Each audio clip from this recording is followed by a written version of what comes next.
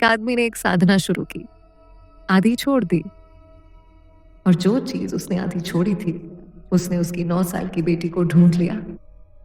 10वीं रात वो चीज सामने आई, उसी की शक्ल में, उसी की आवाज में, और उसने एक सवाल पूछा जिसका जवाब किसी बाप को नहीं देना चाहिए। ये कहानी हमजाद की है और ये सच में किसी ने मुझे भेजी थी। नमस्कार दोस्तों, मैं रीमा और आप देख रहे हैं काल दास्तान। आज आप सब कैसे हैं? कमेंट में बताइएगा जरूर, मुझे अच्छा लगता है आपकी बातें पढ़कर। अगर आप पहली बार यहाँ आए हैं तो ये चैनल है असली कहानियों के लिए, ऐसी कहानियां जो सब्सक्राइबर्स हमें भेजते हैं और जिन्हें मैं अपनी तरफ से जितना हो सके रिसर्च करके आपके सामने लाती हूँ। कुछ कहानियां डराती हैं, कुछ सोचने पर मजबूर करती हैं। आज की कहानी दोनों करेगी। शुरू करने से पहले अगर आपने अभी तक सब्सक्राइब नहीं किया तो कर लीजिए, बेल आइकन भी दबा दीजिए ताकि कोई कहानी छूटे ना। अब चलिए आज की कहानी शुरू करते हैं। लाहौर, एक मध्यम वर्गीय मकान। रात के 2 बज चुके थे।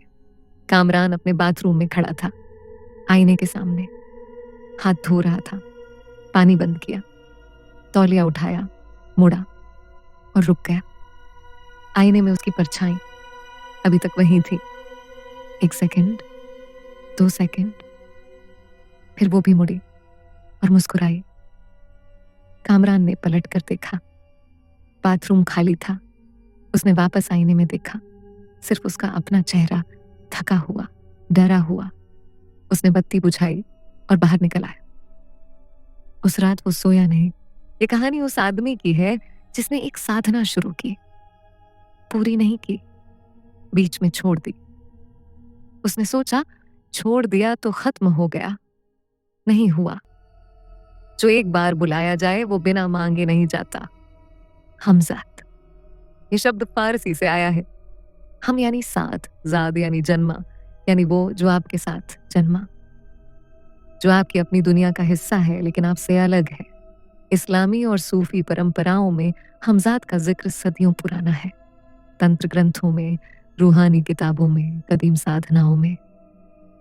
हर इंसान का एक हमजाद होता है, एक ऐसी शक्ति जो उसके साथ चलती है, उसकी परछाई की तरह, उसके वजूद का एक हिस्सा जो दिखता नहीं लेकिन होता है।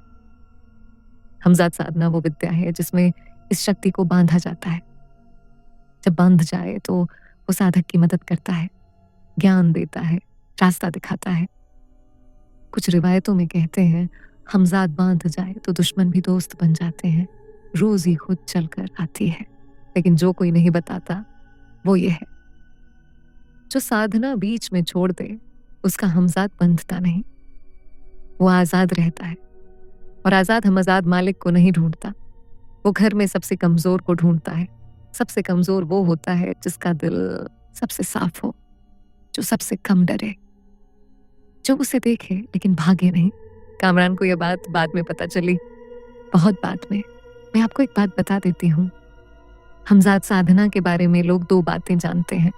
पहली, साधना पूरी हो तो हमजाद बंध जाता है। दूसरी, साधना गलत हो तो नुकसान होता है। लेकिन एक तीसरी बात है जो कोई नहीं बताता, जो साधना बीच में छोड़ दे उसका हमजाद बंधता नहीं, वो आजाद रहता है। और आजाद हमजाद मालिक को नहीं ढूंढता, वो घर में सबसे कमजोर को ढूंढता है। कामरान को यह बात बाद में पता चली, बहुत बाद में। कामरान 38 साल, लाहौर में एक प्राइवेट कंपनी में नौकरी, तनख्वाह ठीक ठाक, लेकिन जिंदगी वैसी नहीं जैसी चाहते थे। उम्र के साथ साथ वो एहसास जो हर आदमी को होता है कि जो सोचा था वो नहीं हुआ, जो चाहा था वो नहीं मिला। और अब वक्त कम होता जा रहा है। बीवी नासिया, शांत, समझदार, घर संभालने वाली बेटी सना, 9 साल। वो बच्ची जो हर अब्बू की दुनिया होती है। एक दिन घर की सफाई में दादा की पुरानी किताब मिली, उर्दू और फारसी मिलाकर लिखी हुई। पहले पन्ने पर दादा का नाम, पुरानी स्याही, पुरानी महक, पन्ना पलटते ही हमजाद, कामरान ने पढ़ा। तरीका सरल लगा। 10 रातें, एकांत में, एक चिराग, एक खास वजीफा, यानी एक खास दुआ जो बार बार दोहरानी थी। उसने सोचा, आजमाने में क्या जाता है। सोचिए जरा, यही जुमला सबसे खतरनाक होता है। आजमाने में क्या जाता है। हर वो इंसान जिसने कभी कुछ ऐसा शुरू किया जो उसे नहीं करना चाहिए था, उसने यही सोचा था, आजमाने में क्या जाता है। पहली रात, कमरा बंद, परिवार सोया, कामरान अकेला, चिराग जलाया, किताब खोली, वजीफा शुरू किया। कुछ नहीं हुआ, बस अंधेरा, बस वजीफा, बस वो सन्नाटा जो रात के 2 बजे होता है, जब पूरा शहर सो जाए और सिर्फ आप जागे हों। दूसरी रात, तीसरी रात, वही। कामरान सोचने लगा, शायद किताब गलत है, शायद दादा को भी नहीं आता था, शायद ये सब बस पुराने जमाने की बातें हैं। चौथी रात, कमरे में एक गंध आई, पुरानी किताबों जैसी, जैसे लाइब्रेरी में जाओ और अलमारी खोलो, वो पीले पन्नों की पुरानी भारी महक। लेकिन कमरे में कोई किताब नहीं थी। कामरान की किताब वहां थी, लेकिन वो नई नहीं थी और यह गंध अलग थी। उसने सोचा, हवा होगी, खिड़की से आई होगी। खिड़की बंद थी। 5वीं रात, दीवार पर उसकी परछाई के बगल में एक और परछाई थी। एक पल के लिए, फिर गई। कामरान का हाथ रुक गया। उसने दाएं बाएं देखा, कमरे में कोई नहीं था। चिराग की लौ सीधी थी, हवा नहीं थी। फिर वो परछाई कहां से आई। उसने वजीफा जारी रखा, लेकिन उस रात उसकी आवाज कांप रही थी। छठी रात, नाजिया ने दरवाजा खटखटाया। उसने कांपती आवाज में कहा। अंदर से आवाज आ रही थी, जैसे कोई बात कर रहा हो। कामरान अकेला था, उसने कोई आवाज नहीं सुनी थी। नाजिया ने कहा, जैसे 2 आवाजें थीं, एक आपकी, एक और। कामरान ने कहा, वहम होगा, सो जाओ। नाजिया वापस चली गई, लेकिन उस रात उसने भी नींद नहीं ली। 7वीं रात, कामरान आसन पर बैठा था, वजीफा पढ़ रहा था। कमरे में ठंडक थी, उससे ज्यादा जितनी होनी चाहिए थी। और अचानक उसके कंधे पर एक हाथ आया, ठंडा, भारी, जैसे कोई पत्थर रख दे। कामरान उठा, दरवाजा खोला, भागा। वो रात उसने बाहर गुजारी, ड्राइंग रूम में, बत्तियां जलाकर सो नहीं पाया। अगले दिन उसने किताब बंद की, सोचा, बस खत्म। नहीं हुआ। 2 हफ्ते बाद, जिंदगी सामान्य लग रही थी। कामरान ने खुद को यकीन दिला लिया था, जो भी था खत्म हो गया। किताब बंद है, साधना बंद है। वो रातें खत्म हो गई। वो गलत था।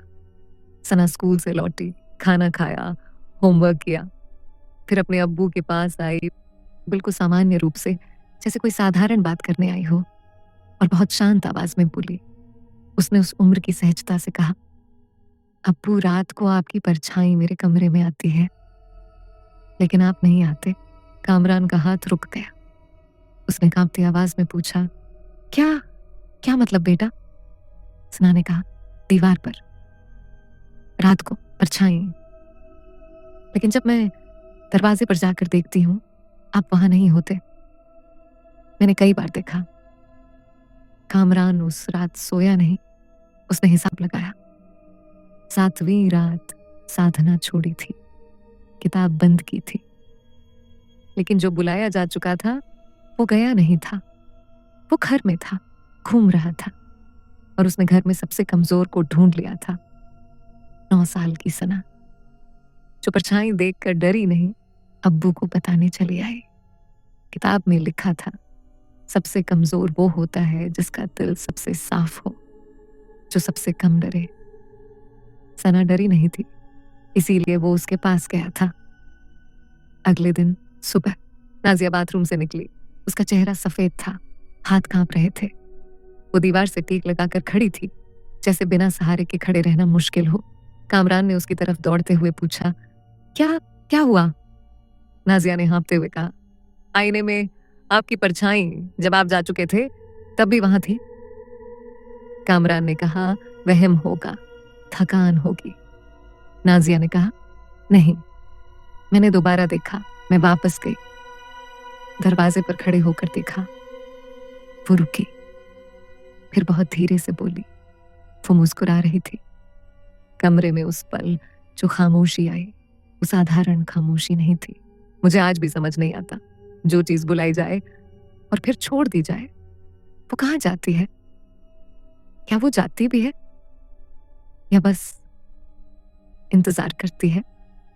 और इंतजार करते करते घर को ही अपना घर बना लेती है। उस रात कामरान ने दोबारा किताब खोली। वो पन्ना ढूंढने लगा जो उसने पहले पढ़ा था, साधना की विधि। वो शर्तें जो उसने नजरअंदाज की थी। और तभी उसे एक पन्ना मिला जो उसे पहले नजर नहीं आया था, या शायद था लेकिन उसने नहीं देखा, या शायद पहले था ही नहीं। उस पन्ने पर लिखा था, साधना अधूरी छूटे तो हमजाद बंधता नहीं, वो आजाद रहता है। आजाद हमजाद मालिक को नहीं ढूंढता, वो घर में सबसे कमजोर को ढूंढता है। सबसे कमजोर वो होता है जिसका दिल सबसे साफ हो, जो सबसे कम डरे, जो उसे देखे लेकिन भागे नहीं। कामरान ने किताब बंद की। सबसे कमजोर, सबसे साफ दिल, सबसे कम डरे। सना 9 साल, जो परछाई देखकर डरी नहीं, अब्बू को बताने आई। अगले कुछ दिनों में सना बदलने लगी। पहले सिर्फ रात को। नाजिया ने देखा, रात को सना उठकर खिड़की के पास खड़ी हो जाती, आंखें बंद, कुछ बुदबुदाती। सुबह याद नहीं। पहली बार नाजिया ने सोचा, नींद में चलती होगी, बच्चों में होता है, लेकिन दूसरी रात फिर, तीसरी रात फिर, एक ही वक्त पर, एक ही जगह पर। कामरान ने खुद भी एक रात देखा। वो देर से घर आया था, सना का कमरा देखने गया, चुपचाप, दरवाजे की दरार से। सना अपने कमरे में बैठी थी, कमरे में बत्ती बंद थी, लेकिन सना किसी की तरफ दिख रही थी, उस कोने में जहां कुछ नहीं था, और वो मुस्कुरा रही थी। वही मुस्कान जो आईने में दिखी थी, वही ठंडी स्थिर गलत मुस्कान जो किसी 9 साल की बच्ची की नहीं होती। कामरान ने कांपते हुए दरवाजा खोला और कहा, सना बेटा। सना ने मुड़कर देखा, एक पल, और फिर उसकी मुस्कान गई, आंखों में डर आया। वो रोने लगी। कामरान उसके पास दौड़ा, गले लगाया। सना ने रोते हुए, हाँफते हुए कहा, अब्बू। वो मुझसे बात करता है रात को, कहता है मुझे अंदर आने दो। उस रात के 3 बजे नाजिया की आंख खुली। कमरे में कुछ था। उसने महसूस किया बिस्तर के दूसरे किनारे पर वजन, जैसे कोई बैठा हो। उसने धीरे से कामरान को जगाया, कांपती आवाज में, उठिए उठिए। कामरान उठा। कमरे में कोई नहीं था, लेकिन सना के कमरे से आवाज आ रही थी, छोटी, दबी हुई, जैसे कोई बच्चा किसी से बात कर रहा हो, बहुत धीमे से।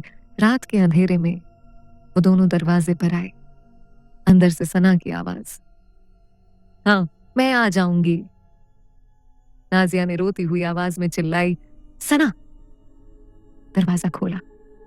सना बिस्तर पर बैठी थी, आंखें खुली, कमरे के उस कोने की तरफ देख रही थी जहां कुछ नहीं था। नाजिया उसके पास दौड़ी, गले लगाया। सना ने बहुत धीमे से कहा, अम्मी।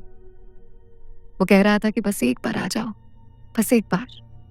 और यही वो पल था जब कामरान समझ गया, ये रुकने वाला नहीं है, ये तब तक नहीं जाएगा जब तक साधना पूरी ना हो, हमजाद बांधा ना जाए। और अगर वो फिर बीच में रुका तो अगली बार सना की आवाज यह नहीं होगी, अगली बार हो जाएगी। कामरान एक पुराने आमिल से मिला। आमिल उन लोगों में से था जो इस तरह के मामलों को जानते हैं। उसने कामरान की पूरी बात सुनी, किताब देखी, उस पन्ने को पढ़ा। फिर उसने कहा, साधना पूरी करनी होगी, हमजाद को बांधना होगा, लेकिन इस बार अधूरा नहीं छोड़ना, चाहे कुछ भी हो। कामरान ने पूछा, और अगर बीच में डर लगे? आमिल ने कहा, डर लगेगा, जरूर लगेगा, लेकिन इस बार डर से भागे तो वो सना को ले जाएगा। कामरान घर लौटा, नाजिया को बताया। नाजिया ने पूछा, क्या कोई और रास्ता नहीं? कामरान ने कहा, नहीं। नाजिया ने कहा, तो ठीक है, लेकिन इस बार पूरा। उस रात कामरान अकेला कमरे में बैठा, चिराग जलाया, किताब खोली, वजीफा शुरू किया। पहली रात वही सन्नाटा, वही अंधेरा। दूसरी रात वो कंध, पुरानी किताबों की, लेकिन इस बार और गहरी। तीसरी रात परछाई दीवार पर, एक नहीं दो, उसकी अपनी और एक और। लेकिन इस बार कामरान नहीं उठा। चौथी, पांचवी रात कमरे में तापमान इतना गिरा कि सांस सफेद धुएं में बदल गई। दरवाजा अपने आप खड़खड़ाया। चिराग की लौ नीली हो गई। नीली, कामरान ने देखा, नजरें नहीं हटाई, वजीफा जारी रखा। छठी रात बाहर से नाजिया की आवाज आई, कामरान अंदर आने दो। कामरान ने हाँफते हुए कहा, नहीं, नाजिया घर पर है, वो सो रही है। आवाज फिर आई, कामरान ठंड लग रही है। कामरान ने आंखें बंद की, वजीफा तेज किया। 7वीं रात, सना की आवाज, अब्बू ठंड लग रही है। कामरान की आंखों में पानी आ गया, उसके हाथ कांपे। उसके दिल ने कहा, उठो, दरवाजा खोलो, देखो। उसने आंखें बंद की, दांत भींचे, वजीफा जारी रखा। 8वीं रात, 9वीं रात, और फिर 10वीं रात। रात के 3 बजे वजीफा खत्म हुआ। कामरान ने आंखें बंद रखी। चिराग की लौ स्थिर थी, और फिर कमरे में कुछ बदला। एक ऐसी उपस्थिति जो पहले कभी नहीं थी। जैसे कमरे में हवा रुक जाए, जैसे आवाजें अचानक दूर हो जाए, जैसे कमरा और कमरे के बाहर की दुनिया एक पल के लिए अलग हो जाए। कामरान ने आंखें खोली। सामने एक आकृति, कामरान की अपनी आकृति। वही कद, वही चेहरा, वही कपड़े, लेकिन आंखें मुख्तलिफ थी। कामरान ने कांपते हुए पूछा, कौन हो तुम? वो हंसा, कामरान की अपनी आवाज में, लेकिन गहरी, पुरानी, बहुत ज्यादा सेटल्ड। उसने कहा, तुमने मुझे बुलाया था, मैं आ गया। कामरान ने कहा, तुमने मेरी बेटी को छुआ है। वो बोला, तुमने मुझे आधा बुलाया, आधा छोड़ दिया, मैं कहाँ जाता? घर में रहा। उसने मुझे देखा और डरी नहीं, साफ दिल था उसका। कामरान ने कहा, मैं तुम्हें बांधना चाहता हूं, 7 शर्तें मानता हूं। वो चुप रहा, फिर बोला, और सना का? कामरान ने कहा, वो मेरी बच्ची है, मैं खुद जाऊंगा उसकी जगह अगर किसी को जाना हो। कमरे में अचानक खामोशी आई, ऐसी खामोशी जो सांस रोक दे। और फिर वो आकृति आहिस्ता आहिस्ता बदली। वही कद, वही चेहरा, लेकिन आंखें पहली बार सामान्य थी। और उसने कहा, ठीक है। चिराग बुझ गया। कमरे में अंधेरा, फिर रोशनी। कामरान अकेला था। कामरान सना के कमरे में गया। सना सो रही थी, चेहरे पर सुकून था, जो सुकून कई हफ्तों से नहीं था। न कोई बुदबुदाहट, न कोई हिलना, न वो उठकर खिड़की के पास जाना, बस सोना, जैसे 9 साल के बच्चे सोते हैं। कामरान उसके पास बैठ गया, उसके बाल ठीक किए, और पहली बार कई हफ्तों में रोया, खामोशी से, बिना आवाज के। सुबह नाजिया उठी, सना उठी, ताजी, ठीक, जैसे कुछ हुआ ही नहीं। उसने पूछा, अब्बू, रात को कुछ हुआ? कामरान ने उसे गले लगाया, कांपते हुए, कसकर, और कहा, कुछ नहीं बेटा, सब ठीक है। अब मैं आपको दोनों पक्ष दे रही हूं। पहला पक्ष तर्कसंगत। कामरान अत्यधिक चिंता और तनाव में था। साधना का अनुष्ठान, एकांत, अंधेरा, रात का वक्त, बार बार एक ही चीज दोहराना, ये सब मनोवैज्ञानिक रूप से डिसोसिएशन पैदा कर सकता है। ये डॉक्यूमेंटेड है। सना एक बच्ची थी, बच्चे घर के माहौल को एब्जॉर्ब करते हैं। जब माँ बाप डरे हों, जब घर में तनाव हो, जब रातों को अजीब बातें हों, बच्चों में स्लीप वॉकिंग और नाइट टेरर्स आम हो जाते हैं। सना ने जो देखा वो उसके डरे हुए घर का रिफ्लेक्शन था।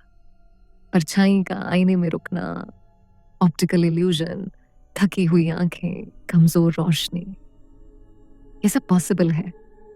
और आखिरी रात के बाद सना का ठीक हो जाना शायद इसलिए कि माहौल में बदलाव आया। कामरान ने साधना पूरी की, यानी उसका खुद का डर खत्म हुआ। और जब घर का बड़ा डरना बंद हो जाए तो बच्चा भी ठीक हो जाता है। ये पक्ष पूरी तरह संभव है, मैं इसे नकारती नहीं। दूसरा पक्ष, नाजिया ने वो परछाई देखी जब कामरान वहां नहीं था, जब उसे कोई बताने वाला नहीं था, जब घर में साधना के बारे में बात नहीं थी। सना ने बताया कि रात को अब्बू की परछाई उसके कमरे में आती है। किसी ने उसे यह नहीं बताया था, किसी ने डराया नहीं था। और वो मुस्कान जो आईने में दिखी, जो सना के चेहरे पर दिखी, वो कामरान की शक्ल पर थी, लेकिन कामरान की नहीं थी।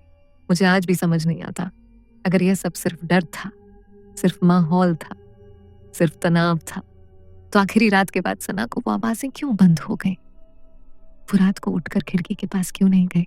वो अंधेरे में उस कोने की तरफ क्यों नहीं देखती जहां पहले कुछ था? सच क्या है? आप फैसला कीजिए। मैं नहीं कर पाई हमजाद साधना के बारे में वो बात जो किताबों में नहीं लिखी होती। जो पूरा करे उसका हमजाद बंधता है, जो ना करे उसका हमजाद आजाद रहता है। और आजाद हमजाद सबसे ज्यादा नुकसान उसको पहुंचाता है जो सबसे बेगुनाह हो, सबसे साफ दिल, सबसे कम डरने वाला। कामरान ने जो किया वो बहादुरी थी। उसने दूसरी बार जानते हुए, डरते हुए उस कमरे में बैठकर वो पूरा किया जो उसने अधूरा छोड़ा था। सना की आवाज सुनकर भी नहीं उठा, नाजिया की आवाज सुनकर भी नहीं उठा। यह आसान नहीं था, लेकिन सबसे जरूरी बात यह है उसे ये नहीं करनी चाहिए थी, पहली बार भी नहीं। अगर कभी ऐसी कोई किताब मिले जिसके पहले पन्ने पर हमजाद लिखा हो तो एक काम करिए, किताब बंद कीजिए, वापस रख दीजिए और उस कमरे से निकल जाइए। क्योंकि जो एक बार पढ़ लिया वो पढ़ा जा चुका, और जो एक बार बुलाया जाए वो बिना मांगे नहीं जाता। डरो मत, समझो।